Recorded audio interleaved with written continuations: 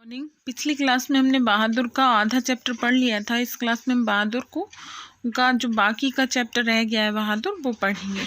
मेरा बड़ा लड़का किशोर काफ़ी शानो शौकत और रौब दबाव से रहने का कायल था और उसने बहादुर को बड़े कड़े अनुशासन में रखने की आवश्यकता महसूस कर ली थी। उसने अपने सभी काम बहादुर को सौंप दिए। सवेरे उसके जूते की पॉलिश होनी चाहिए, कॉलेज जाने से ठीक पहले साइकिल की सफाई ज़रूरी थी, रोज ही अपने कपड़ों की धुलाई और इस्त्री होनी चाहिए और रात में सोते समय वह नित्य बहादुर से अपने शरीर की मालिश कराता और मुक्की भी लगवाता।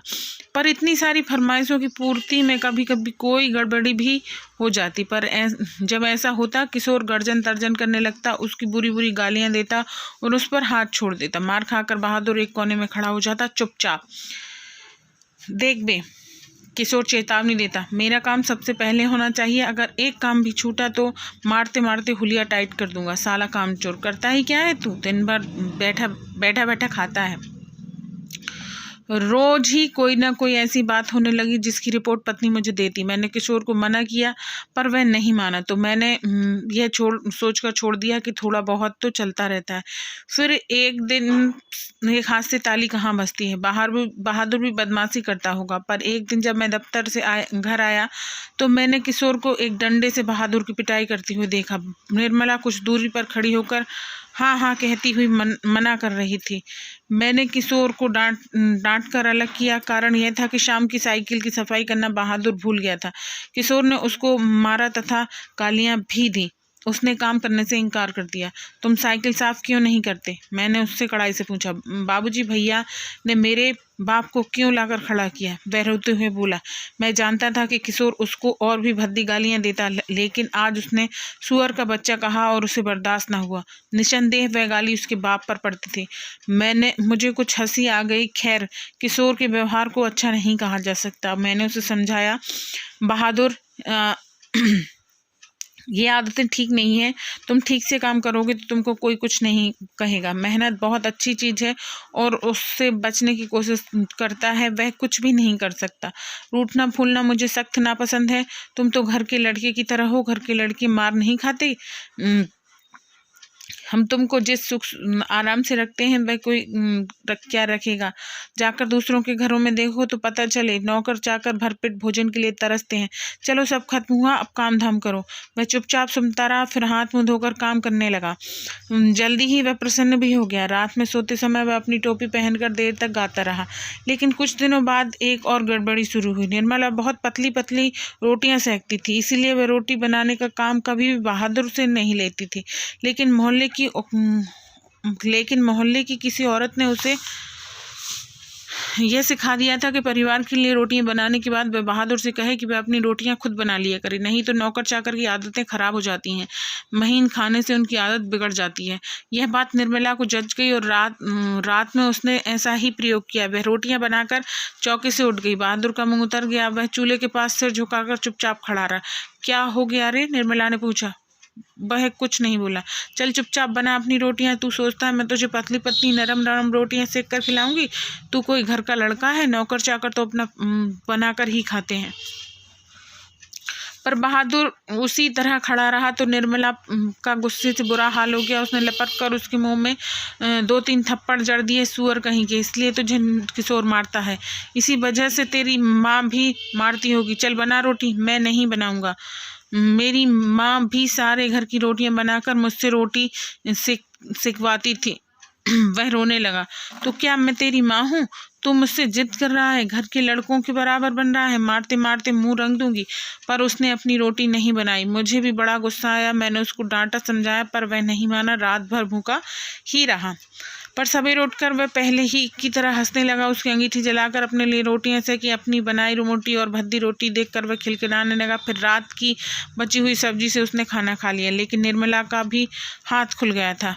वह उससे कुछ चिढ़ भी गई थी। अब बहादुर से कोई भी गलती होती तो वह उस पर हाथ चला देती। उसको मारने वाले अब घर में 2 व्यक्ति हो गए थे और कभी कभी एक गलती के लिए उसको दोनों मारते।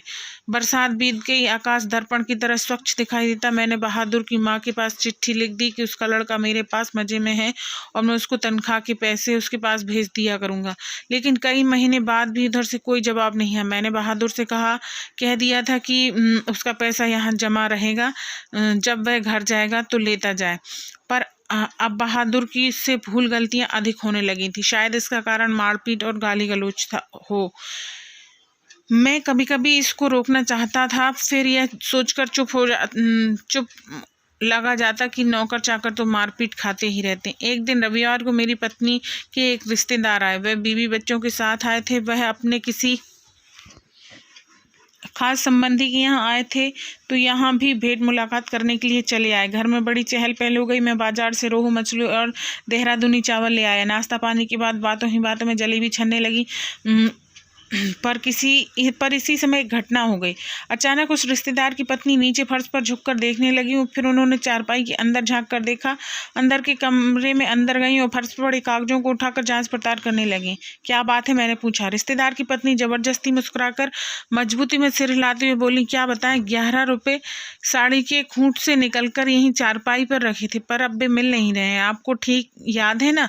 हाँ, खूब अच्छी तरह याद है। ये रुपये मैंने खूंट से मैं बांध कर रखे थे। रिक्शे वाले को देने के लिए खूंट खोला ही था, फिर ये 2 रुपये चारपाई पर रख दिए। 4 रुपये की मिठाई मंगा लूँगी और कुछ बच्चों के हाथ में रख दूँगी। रास्ते में कोई ढंग की दुकान नहीं मिली थी, नहीं तो उधर से ही लाती।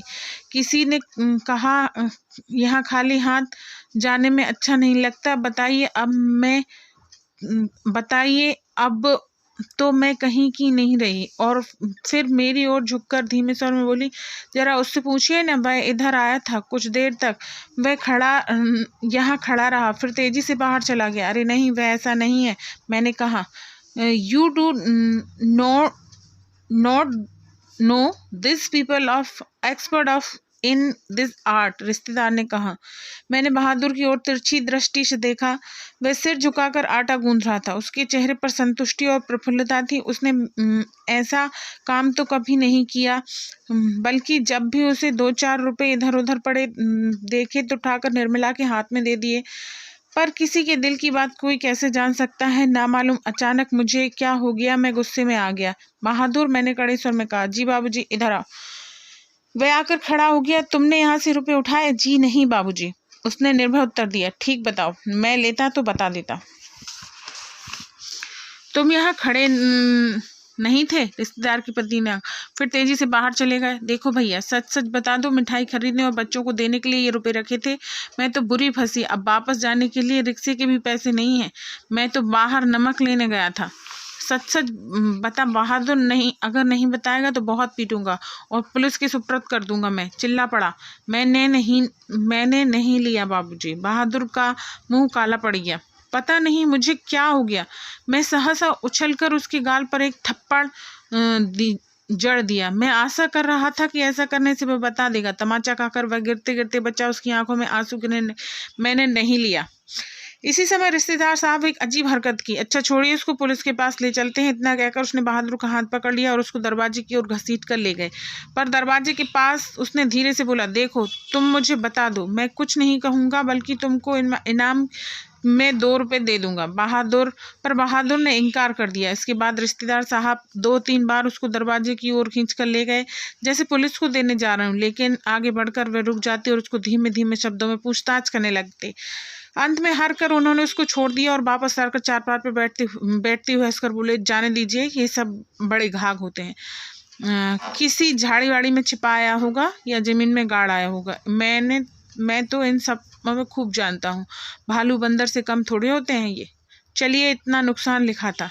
इसके बाद निर्मला ने भी उसको डराया धमका 2-4 तमाचे जड़े, पर नहीं करता रहा। इस घटना के बाद बहादुर काफी डांट मार खाने लगा। घर के सभी लोग उसको कुत्ते की तरह धुतकारते। किशोर तो जैसे उसकी जान के पीछे पड़ गया, पर उदास रहने लगा और काम में लापरवाही करने लगा। एक दिन मैं दफ्तर से विलम्ब से आया। निर्मला आंगन में चुपचाप सिर पर हाथ रखकर बैठी थी। अन्य लड़कों का पता नहीं था, केवल लड़की अपनी माँ के पास खड़ी थी। अंगीठी भी नहीं जली थी। आंगन भी गंदा पड़ा था, बर्तन बिना मले पड़े हुए थे, सारा घर जैसे काट रहा था। क्या बात है, मैंने पूछा। बहादुर भाग गया। भाग गया? क्यों? पता नहीं। आज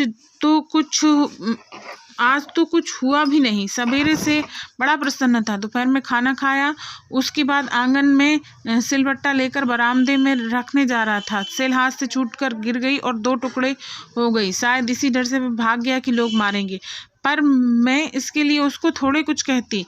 क्या बताऊं कि मेरी किस्मत में आराम ही नहीं। कुछ ले गया, यही तो अफसोस है। कोई भी सामान नहीं ले गया। उसके कपड़े, उसका बिस्तर, उसके जूते सभी छोड़ गया। पता नहीं उसने हमें क्या समझा। अगर वह कहता तो मैं उसे रोकती थोड़े, बल्कि उसको खूब अच्छी तरह पहना उड़ाकर भेजती। हाथ में उसकी तनख्वाह के रुपए रख देती, 2-4 रुपए और अधिक देती। पर वह तो कुछ ले ही नहीं गया। और वे 11 रुपए?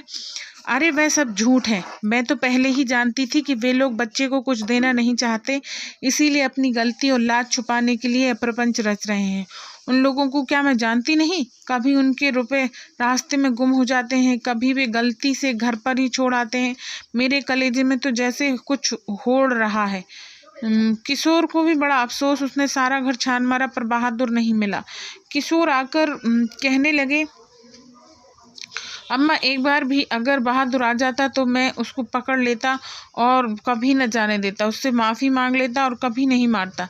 सच, अब ऐसा नौकर कभी नहीं मिलेगा। कितना आराम दे गया वह। अगर वह कुछ चुरा ले गया होता तो संतोष हो जाता। निर्मला आंखों पर आंचल रखकर रोने लगी। मुझे बहुत क्रोध आया। मैं चिल्लाना चाहता था, पर भीतर ही भीतर मेरा कलेजा जैसे बैठ गया। मैं वहीं चारपाई पर सिर झुकाकर बैठ गया। मुझे एक अजीब सी लघुता का अनुभव हो रहा था। यदि मैं ना मरता तो शायद वह ना जाता। मैंने आंगन में नजर दौड़ाई। एक और स्टूल पर उसका बिस्तर रखा था। अलगी पर उसके कुछ कपड़े टंगे थे। स्टूल के नीचे एक भूरा जूता था, जो मेरे साले साहब के लड़के का था। मैंने उठकर अलगी के पास गया और उसके नेकर की जेब से हाथ डालकर उसके सामान निकालने लगा। वही गोलियां, पुराने ताश की गड्डी, खूबसूरत पत्थर, ब्लेड, कागज की नावें। ये चैप्टर यहाँ ख़त्म हो गया और हिंदी पुस्तक मयूरी भी ख़त्म हो गई है। अब हम इसके सिर्फ प्रश्नोत्तर रह गए अभ्यास संबंधी, वो नेक्स्ट क्लास में करेंगे। Okay, bye, take care.